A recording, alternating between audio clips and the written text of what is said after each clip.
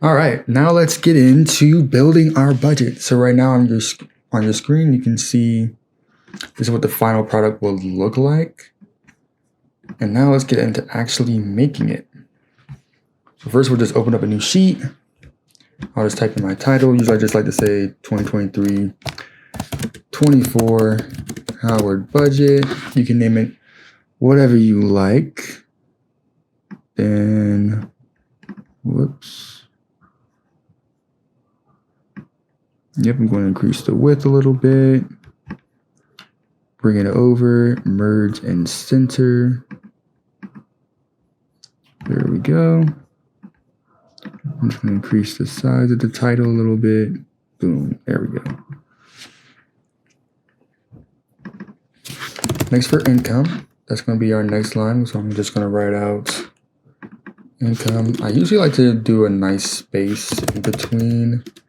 So income, you can just write out your sources of income. I'm just going to put in like job income. Actually, allowance. There we go. Don't put in job income. Allowance is mainly just like, from parents. If you're getting money from parents. Job income, if you have any jobs on the side.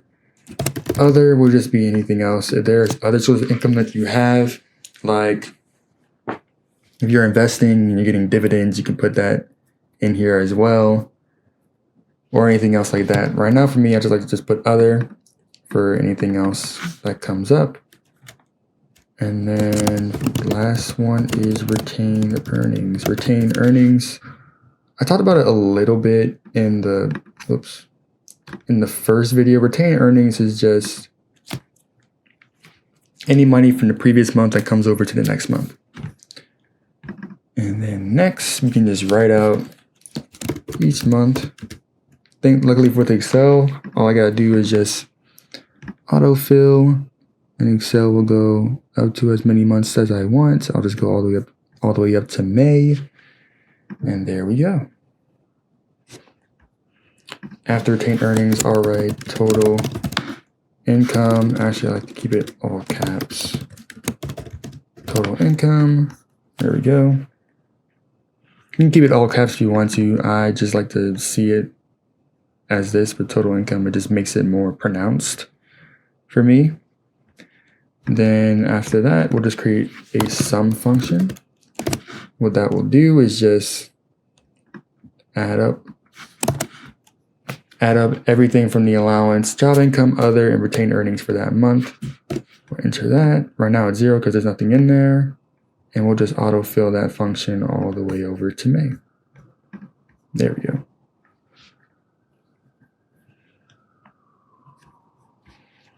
Now time to go on to expenses. So this is really where you start to write out what you're going to end up budgeting for.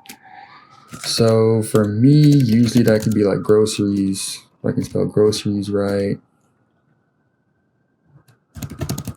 There we go. Groceries, getting a haircut. If you have subscriptions, I have at least about 5 subscriptions I pay for on a monthly basis, so I always got a budget for those.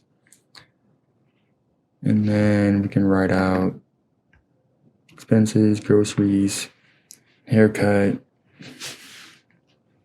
Also, anything else? I'm gonna just also say like eating out, I guess. As I stated in the first video, it's good to budget for mainly for your needs, not necessarily your wants, but right now I'm just gonna just fill that in as eating out. Also because you can actually just budget as well for things that you want, as it will actually help you make sure that you don't spend too much on what you want, right? But you still want to focus on your needs. So I know for me, groceries, haircuts, my subscriptions, things of that nature are things that I need, right? Eating out, not too much, but I just like to have it on here just so I can make sure that I don't spend more than I have to when it comes to like going out for food or ordering food or anything like that. And then just like we did for income, we'll just write out everything else. So we'll write August. There we go. Excel remembers. And then just drag it all the way across. There we go. And then we're going to add another column right next. There we go. We're going to say it's August. So what we're going to do is write out monthly budget. And this is where we're going to put the numbers for the budget. Now, as for this space up here, all I'm just going to do is highlight all of this and merge across. This kind of just makes it all one cell. And then I want to put a focus on income. No, I don't need to highlight it. So all I need to do is center it. And there we go. Now for our monthly budget, just write out the expenses, or just write out the number that you want for that monthly budget, right? So with groceries, right? Let's just say I want to set aside $150 for groceries because I know I might spend a lot for groceries. There we go.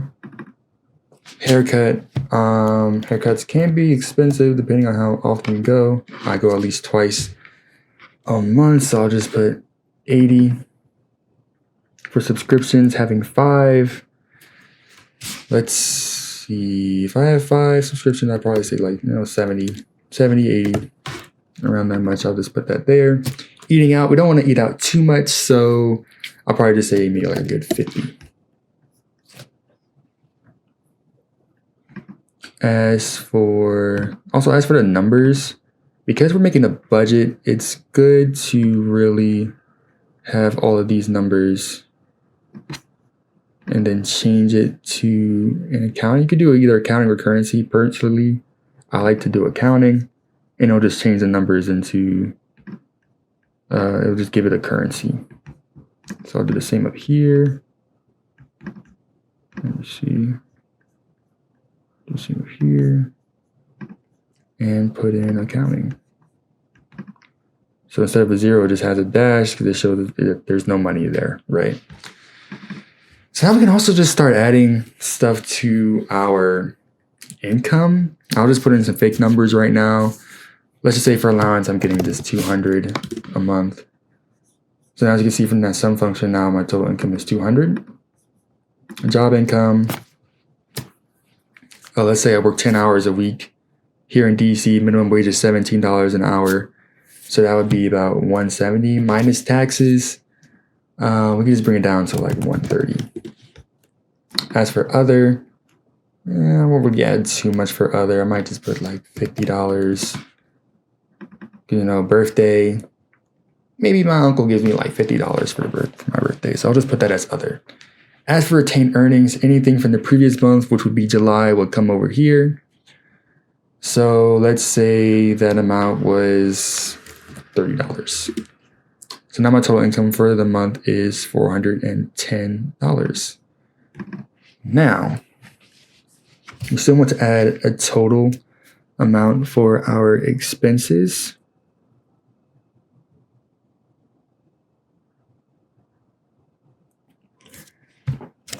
So what I like to do is call it total budget spent. I still want to increase, there we go, spent. So what I want to do also is increase, whoops, I don't know why it keeps doing that, increase the width a little bit so I can have everything here spelled out. So total budget spent, I'll just call it this because mainly after you type in, how much money you spent here, here, and here, it'll total up here and tell you how much money you spent from there. What I'll do is I'll do another sum function and we add all these together. Boom. $350 is the total budget. So that means for every month throughout the entire year, I'm putting away $350 out of whatever my income is for these budgets right here. So I'll just drag this across and it'll just add the totals of all of these, right? So that's $350.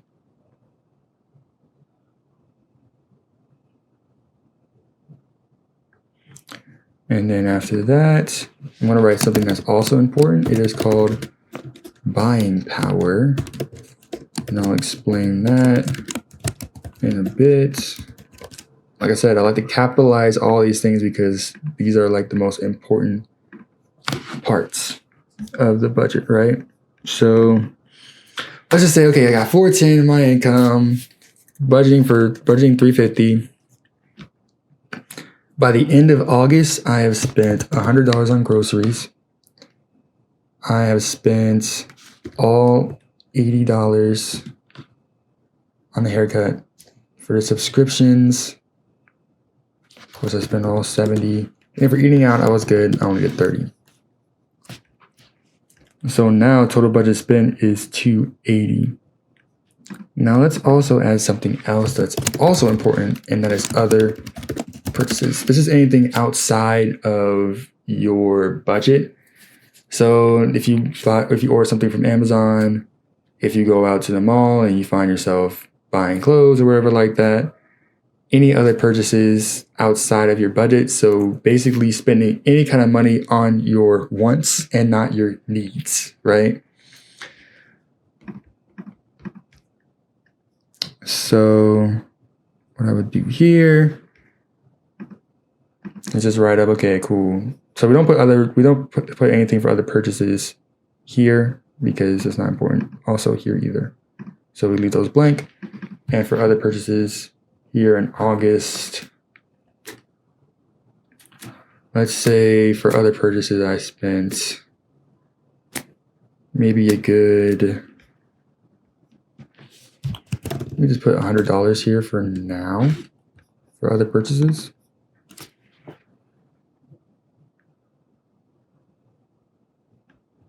Oh wait, hold up. Oh, I did it wrong. Yeah, sorry. So for other purchases will go up here. Yep. And then we'll just put buying power down here. Buying power will go here. And we'll just say for other purchases I spent $100. Buying power. This is mainly what buying power will look like. So buying power, what I will show, do the sum function. Okay, so what that will look like will pretty much be your income minus whatever your total budget is minus other purchases.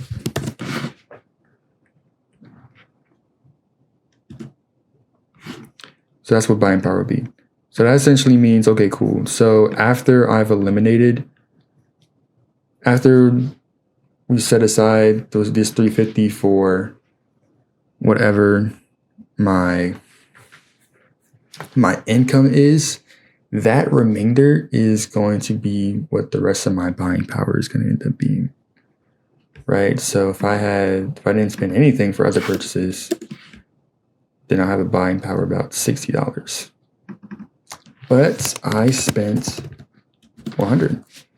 So now that goes down to -40. And that's pretty much what parentheses is, because in accounting format, any number that's in parentheses is in the negative, pretty much. So right now I'm $40 in the negative. And yeah, so I've gone beyond what my budget is right now, right?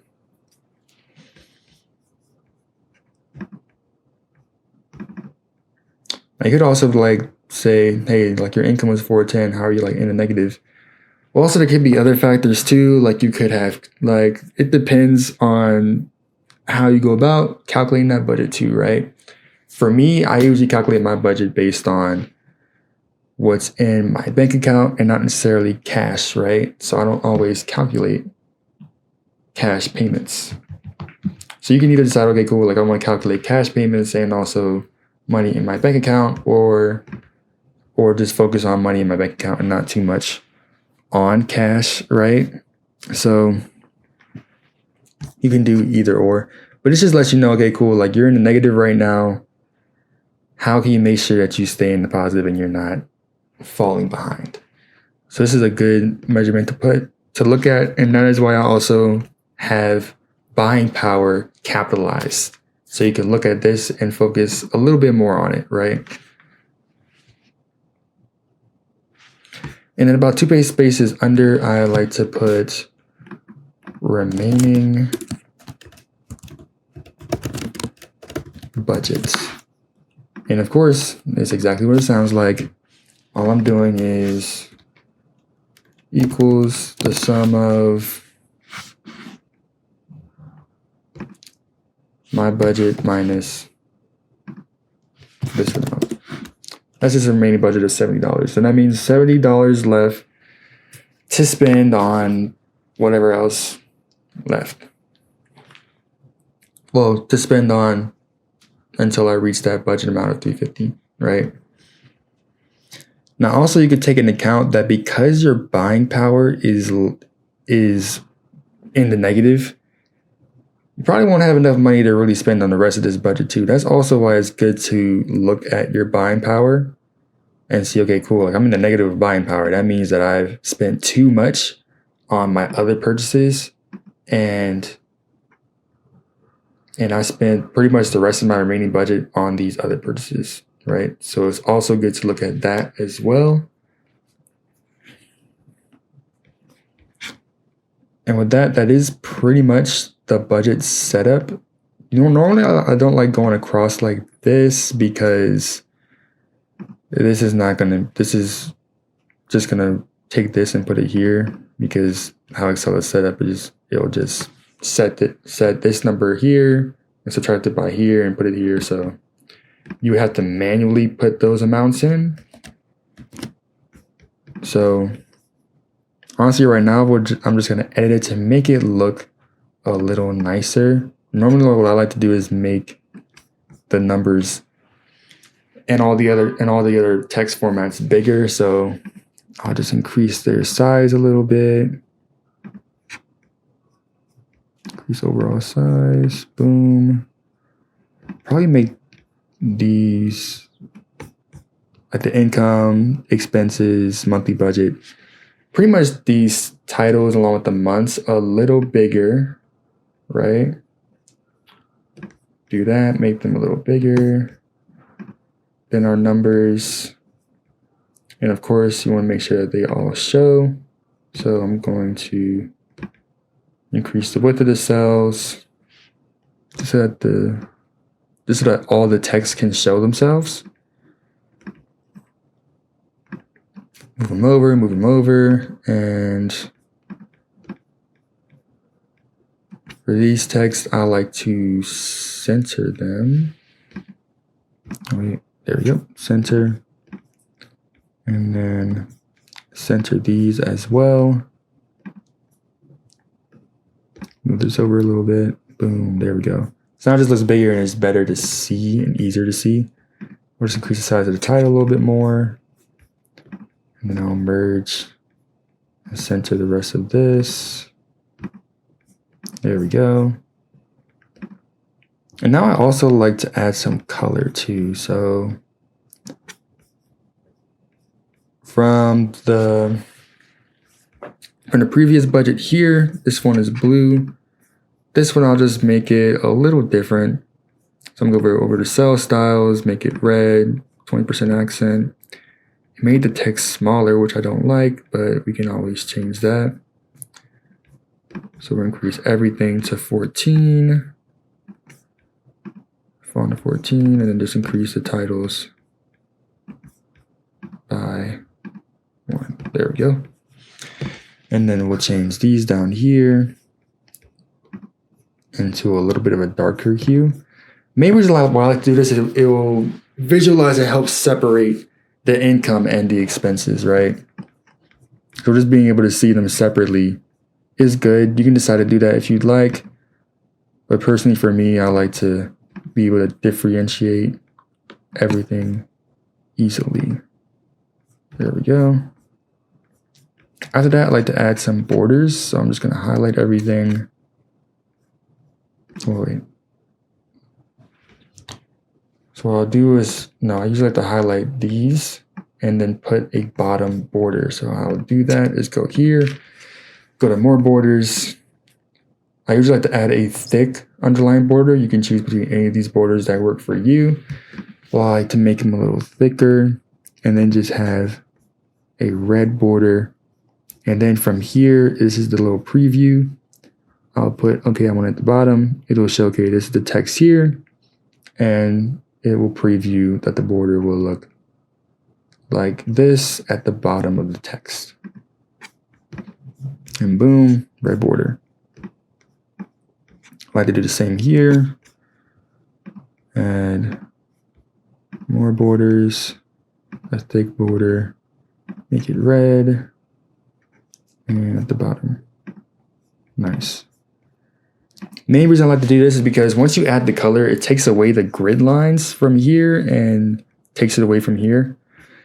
So normally I like to put more emphasis on and make some separations between these titles here and the numbers. So just adding a border just adds more separation and makes it a little more, makes your budget look a little bit more dynamic. Yep, so, I mean, honestly, I'd probably make it a little bigger. There we go. Makes the text a lot bigger.